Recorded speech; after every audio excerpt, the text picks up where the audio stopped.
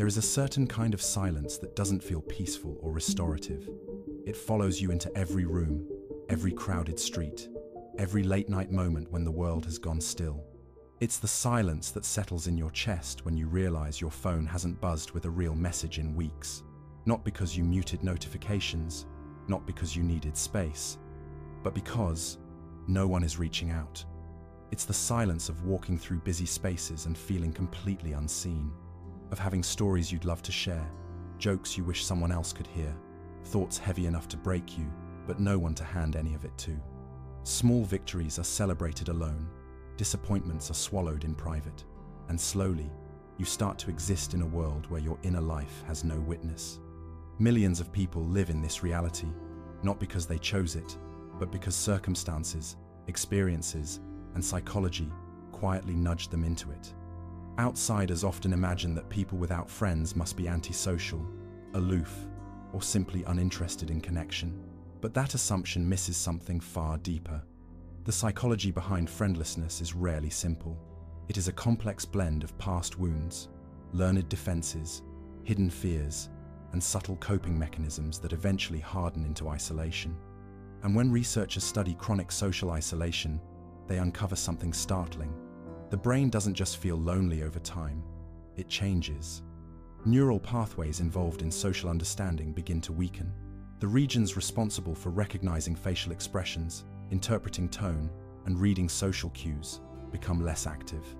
It's as if the brain, deprived of interaction, starts to forget the choreography of human connection. This isn't weakness, it isn't personality. It's neuroplasticity adapting to an environment lacking social stimulation. But how does someone end up here? The erosion of connection rarely happens overnight. Instead, it tends to accumulate slowly, almost invisibly. Maybe it began with childhood exclusion, the kid who never got chosen for teams or invited to birthday parties.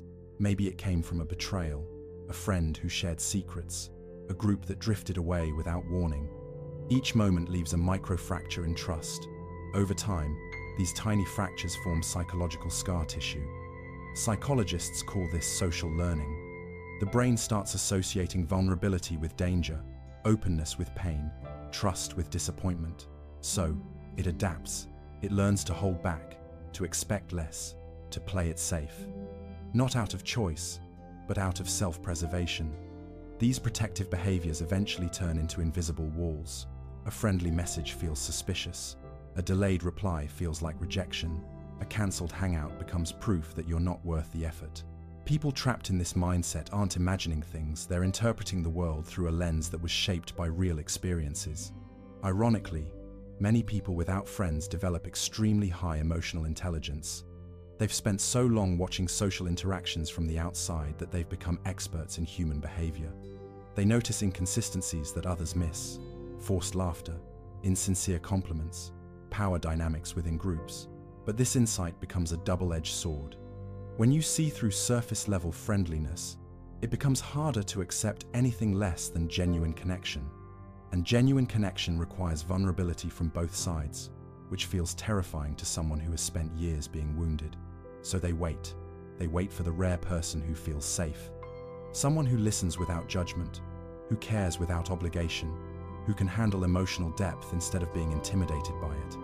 While they wait, though, they may seem distant, uninterested, or hard to approach. The very defenses meant to protect them end up pushing potential friendships away. Being without close relationships also distorts self-perception. Without people around to reflect your better qualities back to you, you begin to see only your flaws.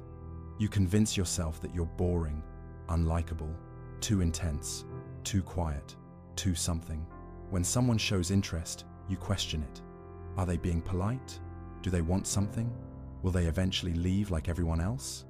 This skepticism, born from past pain, sabotages new possibilities before they even begin. Perhaps the saddest part is this. People who live without friends often crave connection more deeply than anyone else, because they know the weight of its absence. They don't want small talk. They hunger for the kind of friendship where silence is comfortable, where both people can sit together as their real selves. They want depth, not breadth, authenticity, not convenience. But meaningful friendships take time. They grow from small, seemingly insignificant moments, not instant emotional revelations. Wanting the destination without walking the path becomes yet another barrier. Time itself begins to feel strange. Weekends stretch endlessly. Holidays become reminders of what's missing. Birthdays pass without celebration. Days blur together because nothing significant marks them. Even a short conversation with a stranger can become something replayed in the mind for days, simply because it was the only human connection that week. People in long-term isolation often become incredibly good at being alone. They develop rich inner worlds, creative hobbies, intellectual pursuits. They become independent, self-reliant, introspective. But this comfort can turn into a trap. The more familiar solitude becomes, the more intimidating social interaction feels. Social skills that once required no thought now require conscious effort. Every word is second-guessed. Every gesture is analyzed. What used to be instinctive becomes mechanical, like trying to remember how to ride a bike after years of walking. This social rust produces a cruel paradox. The thing they need most, social interaction, is the thing they fear they aren't capable of anymore. Anxiety rises. Performance suffers.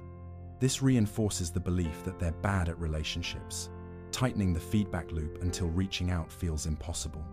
Society quietly adds to the pressure. It assumes that adults have friends by default, someone to call when something amazing happens, someone to bring as a plus one, someone to confide in. When you don't have these people, you feel like you're failing at some unwritten rule of adulthood, and so you hide it. You decline invitations, make excuses, avoid conversations about your personal life. Pretending becomes its own exhausting performance.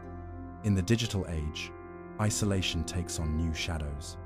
Social media becomes a window into the friendships of others. Group photos, trips, celebrations, inside jokes. It starts to feel like the entire world is connecting while you're stuck behind the glass. But at the same time, online communities become small sanctuaries, anonymous spaces where you can speak openly, where people understand you, where you can exist without fear of judgment. Still, these digital connections highlight the gap between virtual presence and real-life companionship. Emotions, too, begin to behave differently. Joy feels muted because there's no one to share it with. Sadness grows heavier without comfort. Anger has nowhere to go but inward. People without friends become their own emotional processing system, something humans were never designed to be alone. They begin to emotionally hoard, saving stories, saving thoughts, saving feelings, hoping that one day they'll have someone to share them with. But when someone finally appears, the backlog feels overwhelming, outdated, or too intense to unload. Many also become chronic people pleasers, terrified of losing the few interactions they do have. They become agreeable to their own detriment, molding themselves to what they think others want. But true friendship cannot form when one person is constantly performing. You can't be loved for who you are if you rarely show who you truly are. And yet, within all this pain, something remarkable often grows, a profound understanding of the self. When you have no one to shape your identity for you, you learn to explore it alone. You learn what you genuinely enjoy, what values are yours, what dreams come from within you instead of from social influence. You develop independence, creativity, emotional depth, and a kind of wisdom that comes only from long conversations with your own mind. People who have spent long periods alone often understand human behavior better than those surrounded by friends. They can see social patterns, power dynamics, authenticity, and deception with unparalleled clarity. But this clarity can also become a burden. When you understand the social performance too well, participating in it becomes difficult. Hope becomes a complicated emotion. Some days it feels like everything could still change, that friendships can form at any age, in unexpected places, from unexpected people. Other days, resignation settles in, whispering that solitude is safer and easier. But here is the truth. Being without friends does not make you broken. It means your mind adapted to protect you. It means your heart has survived experiences that shaped your defenses. And it means that beneath those defenses lies depth, sensitivity, resilience, and an understanding of connection that is incredibly rare. Your loneliness is not evidence that you are unworthy. It is evidence that you are human and that you feel the absence of something essential. The very qualities you think make you too much or not enough are often the exact qualities that make you worth knowing. And connection, once it finds you again, will not be frightened by your depth. It will be drawn to it.